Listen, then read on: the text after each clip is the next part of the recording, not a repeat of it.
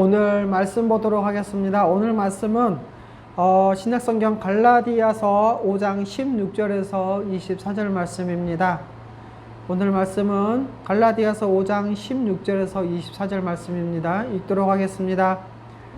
내가 이르노니 너희는 성령을 따라 행하라. 그리하면 육체의 욕심을 이루지 아니하리라. 육체의 소욕은 성령을 거스르고 성령은 육체를 거스르나니 이 둘이 서로 대적하므로 너희가 원하는 것을 하지 못하게 하려 함이니라. 너희가 만일 성령의 인도하시는 바가 되면 율법 아래 있지 아니하리라. 육체의 일은 분명하니 곧 음행과 더러운 것과 호색과 우상 숭배와 주술과 원수 맺는 것과 분쟁과 시기와 분냄과 당짓는 것과 분열함과 이단과 투기와 술취함과 방탕함과 또 그와 같은 것들이라. 전에 너희에게 경계한 것 같이 경계하노니 이런 일을 하는 자들은 하나님의 나라를 유업으로 받지 못할 것이요 오직 성령의 열매는 사랑과 희락과 화평과 오래 참음과 자비와 양성과 충성과 온유와 절제니 이 같은 것을 금지할 법이 없느니라. 그리스도 예수의 사람은 육체와 함께 그 정욕과 탐심을 십자가에 못 박았느니라. 아멘. 오늘은 복음의 핵심 제3편 칭의와 구원 24과 성령은 육체를 거스르나니 이 큰 주제를 가지고 이번 주부터 약 2주간 말씀을 전해드리도록 하겠습니다. 먼저 지난 내용을 살펴보고 오늘 말씀을 전해드릴 텐데요. 우리는 앞에서 영을 따르는 자는 영의 일을 생각한다고 했죠. 그래서 여기서 이 생각은 관심사나 또 추구하는 삶의 근본 방향이 바뀌는 것이다 라고 말씀드렸습니다. 이것은 우리가 노력해서 얻어지는 것이 아니라 예수 그리스도를 믿고 믿음으로 말미암아 의롭다함을 얻은 자에게 근본적으로 주어지는 복이라고 했어요. 그래서 모든 신자는 성령을 받으면 성령의 사람으로 또 성령에 의해서 한평생 성령의 일을 추구하며 살아가는 자로 바뀌게 되는 것이죠. 이처럼 성령 받은 신자가 어떻게 하나님의 뜻에 합당하게 거룩한 자로 살지 않을 수가 있겠습니까? 만약에 그렇지 않은 자들은요, 하나님과 원수가 된다고 했죠. 왜요? 하나님의 법에 굴복하지 아니할 뿐 아니라 할 수도 없기 때문에 그렇죠. 하지만 영의 일을 생각하는 이 성령의 사람은 하나님과 벗이 되죠. 왜 그렇습니까? 하나님의 법에 굴복해서 하나님의 뜻에 순종하려고 애쓸 뿐만 아니라 그렇게 할 수도 있고 또 마음의 소원도 있고 능력도 있는 자거든요. 그것이 바로 마음에 원하는 바이기 때문에 그렇습니다. 자, 그렇기 때문에 예수를 믿는다고 하면서 거룩으로 나가지 않는 사람은 없다고 말씀을 드렸습니다. 여러분은 이 땅의 이 영적 실상에 대해서 어떻게 생각하고 계십니까? 어떤 사람들은 이 세상이 사탄이 지배하는 영역과 하나님이 지배하는 영역으로 이렇게 둘로 나누어져 있다고 생각을 합니다. 그래서 선과 악이 대등한 힘을 가지고 싸우고 있기 때문에 우리가 사탄이 지배하는 영역에서 이 사탄의 권세를 깨뜨려야 된다고 생각을 하죠. 그래서 어떤 걸 무엇을 하죠? 땅밟기를 하거나 능력 대결이나 이런 주장들을 하고 있습니다. 그런데 여러분, 이런 생각은요, 전 우주를 지배하시고 그분의 정사와 그 정사와 권세까지 다 그 발 아래 두고 다스리시는 우리 하나님의 권능과 하나님의 왕되심을 부정하는 것입니다. 여러분, 사탄은요, 하나님과 대결하는 그런 존재가 아닙니다. 사탄도요, 하나님의 주권 아래 있습니다.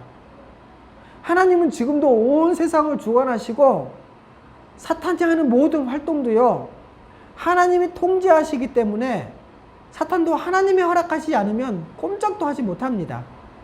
그래서요, 루터는요, 이 마귀도 하나님의 마귀다, 사탄도 하나님의 사탄이다 라고 했습니다. 여러분, 그리고 불신자들은요, 사탄에 속해 있지만요, 그들도 하나님의 주권 하에 있습니다. 하나님의 주권 아래에 있죠. 그래서 하나님이 선택했다. 또 하나님이 유기하셨다. 이런 말씀까지 가능한 것입니다. 여러분, 이처럼 하나님이 모든 세계를 지배하고 계시고 사탄도 하나님의 주권적 그리고 섭리적 허용의 한계 내에서 움직인다는 이 사실을 잘 모르기 때문에 이런 생각을 하는 것입니다.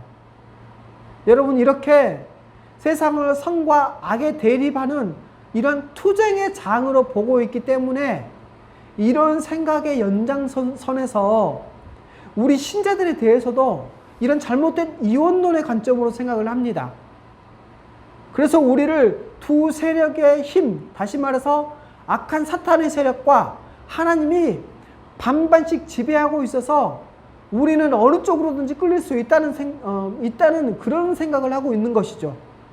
우리 그리스도인들도 하나님이냐 아니면 사탄이냐 어느 편에 설 것인지 늘 선택하고 결단을 내려야 한다는 것이죠. 그런데 여러분 생각해 보십시오. 신자가 어떤 존재입니까? 이미 그리스도 안에 있는 존재가 아닙니까? 여러분, 우리 신자는 믿음으로 그리스도 안에 거하고요. 성령 안에서 우리 주님이 다스림을 받고 있다고 성경은 말씀하고 있지 않습니까? 그런데 이 진리를 알지 못해서 이런 생각을 하고 있는 것이죠. 여러분, 그분의 뜻 가운데 우리의 구원을 이루어 가시는 우리 주님의 통치를 무능력하게 본다는 것은요, 아주 어리석은 일입니다.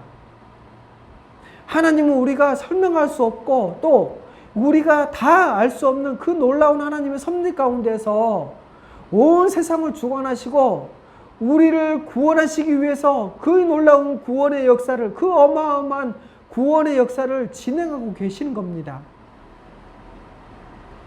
여러분, 우리 신자는 성령께서 내주하심으로 만왕의 왕으로서 만물을 그 발 아래 두시고 다스리시는 우리 주님의 이 그리스도의, 우리 주 예수 그리스도의 통치를 받고 있기 때문에요, 어느 누구도 우리를 마음대로 좌지우지할 수가 없습니다.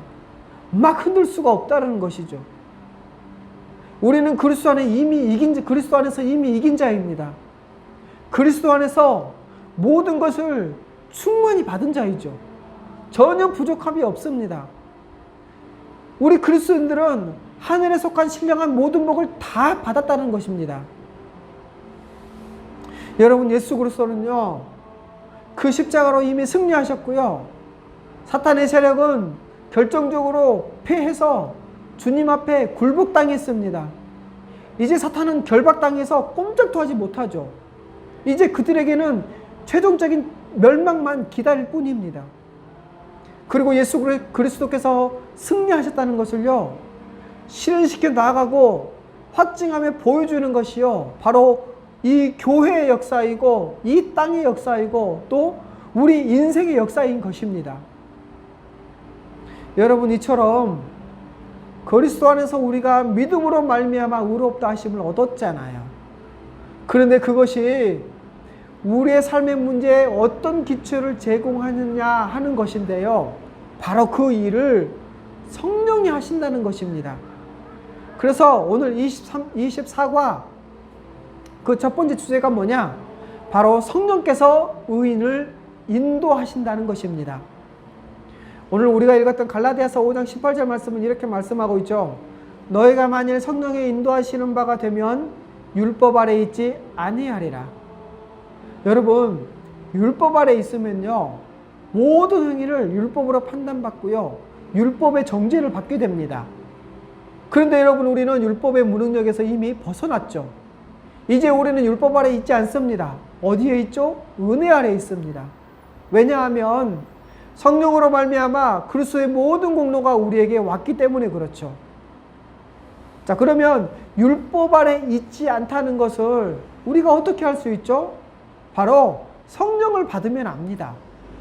자, 그러면 성령을 받았다는 것을 우리는 또 어떻게 합니까? 바로 성령께서 우리를 인도하시는 것을 통해서 우리가 성령 받았다는 것을 알 수 있습니다. 자, 그러면 또 성령이 인도하시는 것은 우리가 어떻게 할 수 있죠? 그것은 바로 우리가 성령의 인도하심에 우리가 순종할 때 알 수 있는 것이죠. 여러분, 신자는 성령의 인도하심을 받는 사람입니다. 그래서 첫 번째, 바로 복음을 듣고 믿어서 의롭다 하심을 얻을 때 하나님은 성령으로 우리를 인치십니다. 여러분, 예수님을 믿으면 주님께서 우리에게 성령을 보내주시잖아요. 그래서 에베소서 1장 13절에 이렇게 말씀하고 있어요. 들어보십시오.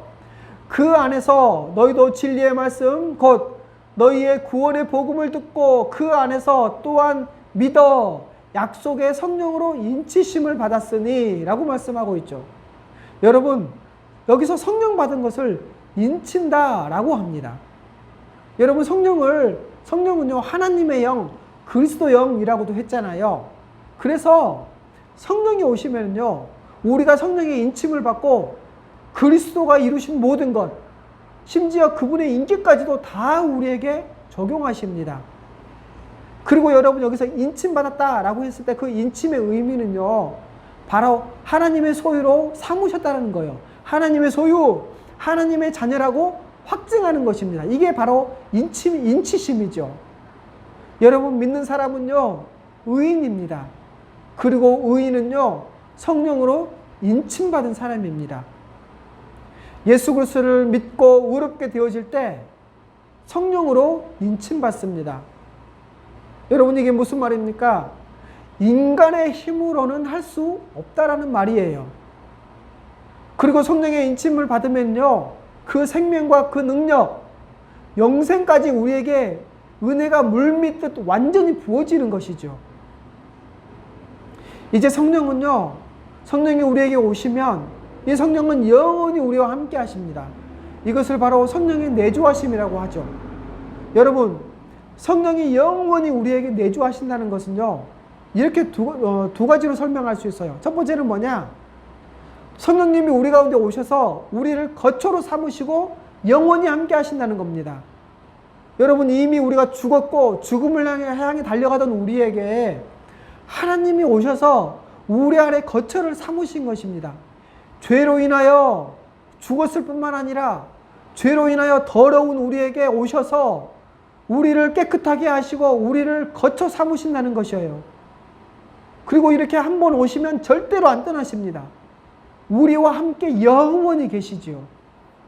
두 번째로 성령의 영원한 내주하심은요 바로 예수 그리스도가 성령 안에서 우리와 영원히 함께 하시는 것입니다. 그래서 그리스도가 함께 하신 그 모든 일을 우리에게 영원토록 적용하시죠. 바로 성령을 통해서 영원히 내 것으로, 우리의 것으로 여겨지는 것입니다. 여러분, 이제 성령의 사람은요 그래서 성령이 세상에서 가장 큰 기적, 가장 큰 은혜를 받은 자다라고 할 수 있는 것이죠. 요한복음 14장 16절 이렇게 말씀하고 있죠. 내가 아버지께 구하겠으니 그가 또 다른 보혜사를 너에게 주사 영원토록 너희와 함께 있게 하리니 라고 말씀하고 있죠. 자, 그러면 여러분, 성령님이 우리에게 오시면 도대체 어떤 일이 벌어집니까? 어떤 일이 일어납니까? 바로 두 번째, 성령은 의인에게 오셔서 새 마음, 새 본성을 창조하십니다.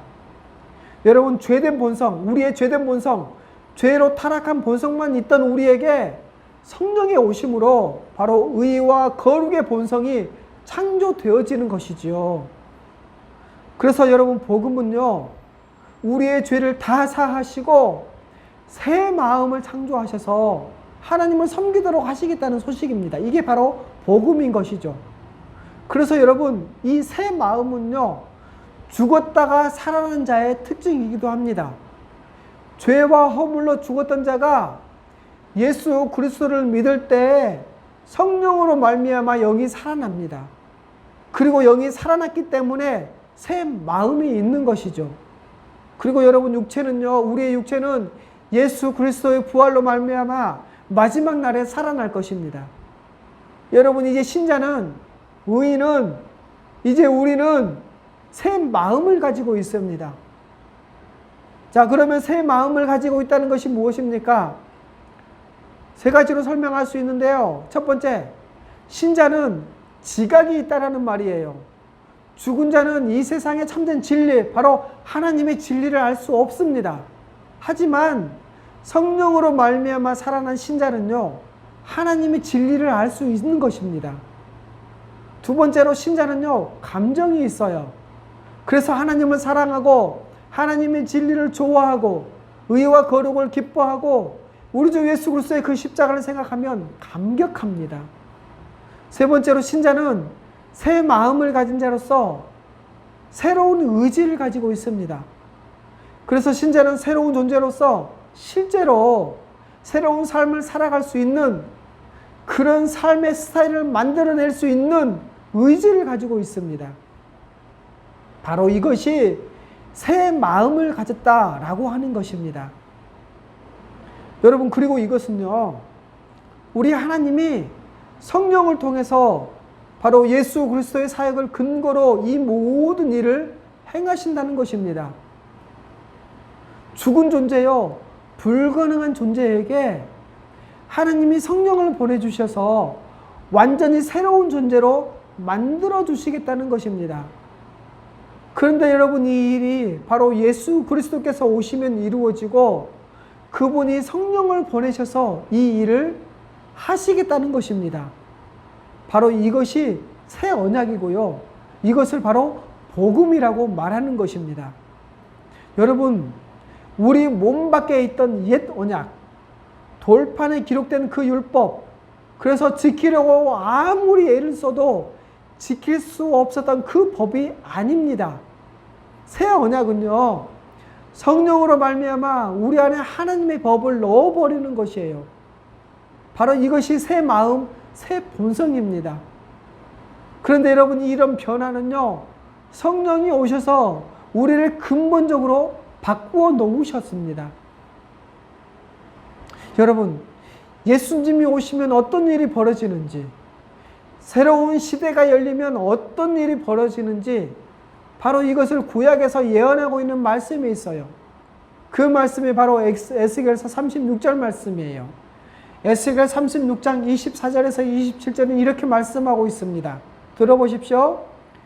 내가 너희를 여러 나라 가운데서 인도하여 내고 여러 민족 가운데서 모아 데리고 고국 땅에 들어가서 맑은 물을 너희에게 뿌려서 너희로 정결하게 하되 곧 너희 모든 더러운 것에서와 모든 우상 숭배에서 너희를 정결하게 할 것이며 또 새 영을 너희 속에 두고 새 마음을 너희에게 주되 너희 육신에서 굳은 마음을 제거하고 부드러운 마음을 줄 것이며 또 내 영을 너희 속에 두고 너희로 내 율례를 행하게 하리니 너희가 내 규례를 지켜 행할지니라. 이렇게 말씀하고 있습니다.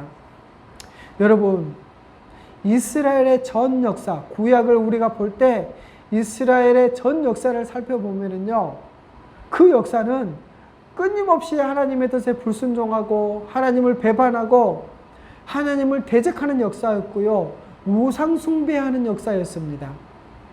자, 그러면 왜 이런 역사를 주셨습니까? 바로 인간은 실패할 수밖에 없다는 것을 이 이스라엘의 역사를 통해서 증명해 보이신 것입니다. 여러분, 이스라엘은요, 실패할 수밖에 없었습니다. 자, 그러면 어떻게 하면 됩니까? 바로 한 가지 방법밖에 없죠. 하나님이 들어오셔서 그 사람을 완전히 새로운 사람으로 만들어 버리는 것입니다. 그래서 모든 더러운 것에서 완전히 깨끗하게 하신다고 했죠. 어떻게 해요? 새 영을 너희 속에 두고 그래서 새 마음을 준다는 것입니다. 굳은 마음은요, 자기의 높아진 생각을 가지고 있어서 고집스럽고 완고해서 순종하지 않습니다. 이런 우리의 굳은 마음, 즉 지, 정, 의, 우리 인격 전체를 뒤바꾸는 것이지요. 그렇게 해서 새 마음, 부드러운 마음이 되는 것입니다. 이제 부드러운 마음은요, 하나님께서 말씀하시면 다 받아들이고 아멘 하고 엎드립니다. 자기 생각을 빨리 포기해버리고요, 마치 아무 생각이 없는 사람처럼 고집도 버리고 자존심도 버리고 하나님의 말씀만 받아들이고 그 말씀에 순종하며 기뻐하면서 따라갑니다. 그래서 내 신을 너희 속에 두겠다라고 말씀을 했던 것입니다.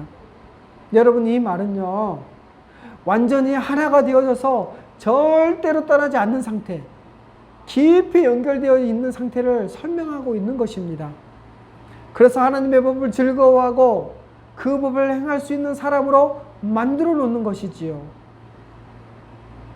그렇게 하시겠다고 하는 것이 바로 새 언약입니다.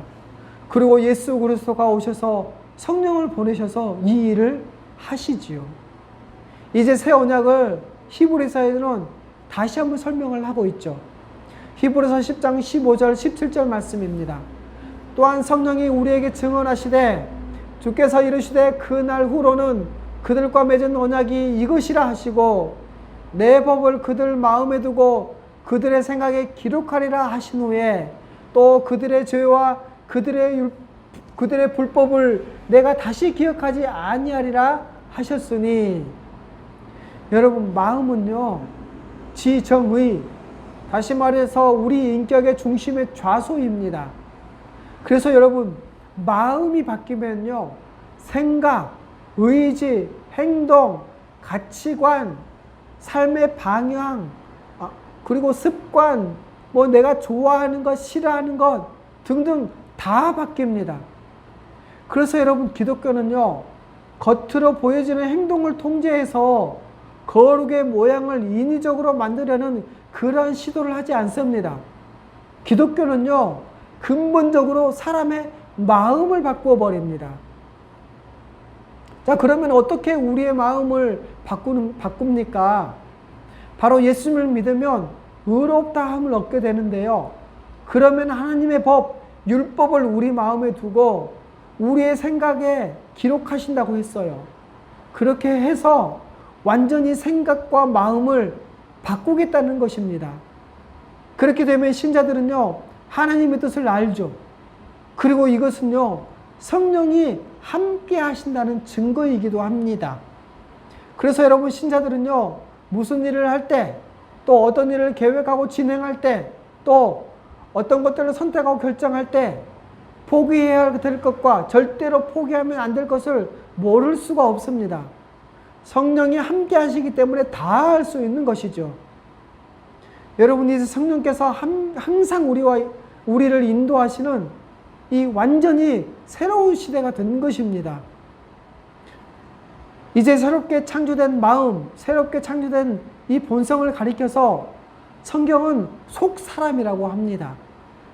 성령께서 창조하신 새 마음을요 신약 성경에서는요 새로운 피조물이다, 또 새 사람이다, 또 살았다 라고 표현하기도 하고요 속 사람이라고도 표현합니다.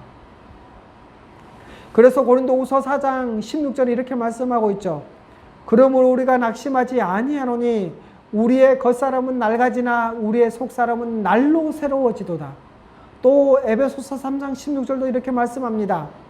그의 영광의 풍성함을 따라 그의 성령으로 말미암아 너희 속사람을 능력으로 강건하게 하시오며 라고요. 여러분, 우리의 겉사람은 약해져 가지만 우리의 속사람은 성령의 능력으로 더 강해져 갑니다.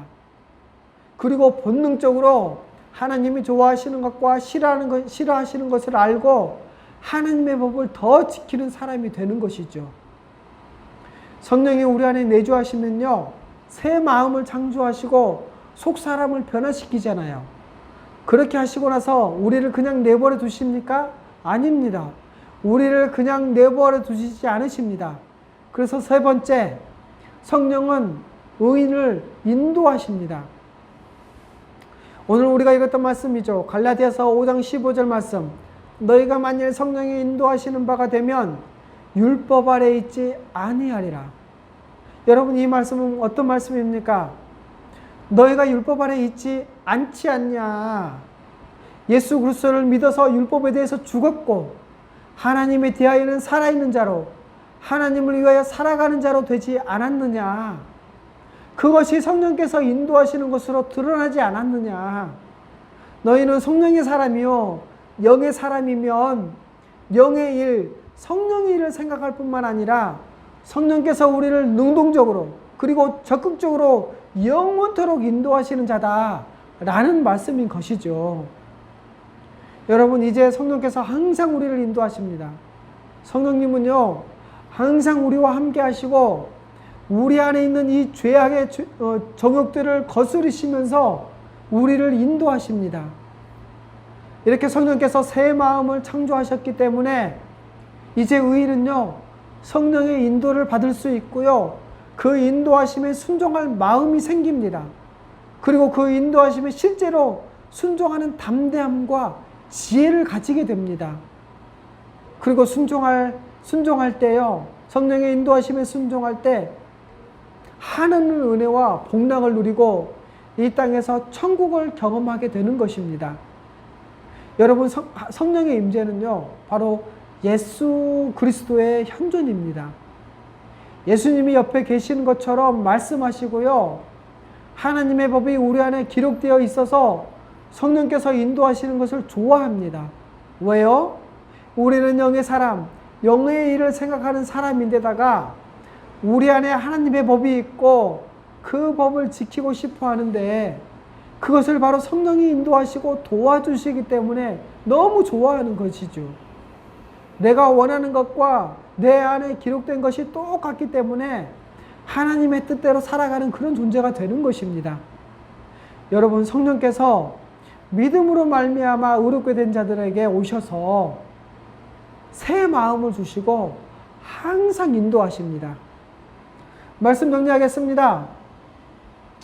예수 그리스도를 믿으면요, 모든 믿는 자에게 성령을 보내주십니다. 자, 그러면 성령이 오시면 어떤 일을 하십니까? 첫 번째, 성령이 우리에게 오시면 우리를 거처 삼으시고 영원히 함께 계십니다. 성령님만 한번 오시면 절대로 떠나지 않으십니다. 그리고 우리를 성령으로 인치셔서 하나님의 소유로 확증하십니다. 이것은 그리스도가 우리와 함께 하시는 것이고 그리스도의 모든 것을 받아 누리게 되는 것이지요. 두 번째로 우리에게 의와 거룩의 본성, 즉 새 마음, 새 본성을 창조하십니다. 이렇게 우리가 새 마음을 가지게 되면 하나님의 진리를 알고 그 진리를 기뻐하고 새로운 존재로 살아가려는 의지가 있습니다.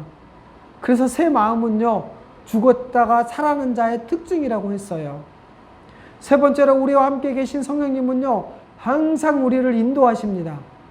항상 우리와 함께 계시고 우리 안에 있는 죄의 정욕들을 거스르시면서 우리를 인도하십니다. 그냥 내버려 두지 않으시고 우리를 돌보시고 이끄시고 인도하십니다. 그래서 우리가 순종할 때 한없는 은혜와 복락을 누리게 하시고요, 이 땅에서 천국을 경험하게 하십니다. 자, 그런데 이 일이 언제 이루어집니까? 바로 예수 그리스도께서 오시면 이루어지고요, 그분이 성령을 보내주시면 성령께서 그 일을 행하십니다. 바로 이것이 새 언약이죠. 예수 그리스도가 이제는 그런데 오셨고요, 성령이 우리에게 임했습니다. 성령이 오심으로 이제는요, 완전히 새로운 시대가 되었습니다. 이제는 새 언약 백성, 즉 성령의 인치심을 받고 새 사람, 새 마음, 새 본성을 가진 성도는요, 새로운 삶을 살아갑니다. 생각, 의지, 행동, 가치관, 삶의 방향, 습관, 좋아하는 것, 싫어하는 것 등등 다 바뀝니다. 그래서 신자들은 무슨 일을 하든지 무엇을 선택하든지 하나님의 말씀에 순종하며 따르게 되죠. 왜냐하면 하나님의 법이 신자들 마음속에 있고 생각에 기록되어 있기 때문에 그렇습니다. 그래서 신자들은 하나님의 뜻을 압니다. 그리고 이것은요, 성령이 함께 하시는 증거이지요. 여러분, 신자는 성령의 사람은 성령이 함께 하시기 때문에 그 속 사람은 성령의 능력으로 강건해지며 본능적으로 하나님이 좋아하시는 것과 싫어하시는 것을 알고 하나님의 법을 더 지키는 사람이 됩니다. 그러므로 우리는 성령의 인도하심을 믿고 그 인도하심에 순종하며 새로운 삶, 거룩한 삶을 살아내야 하는 것입니다.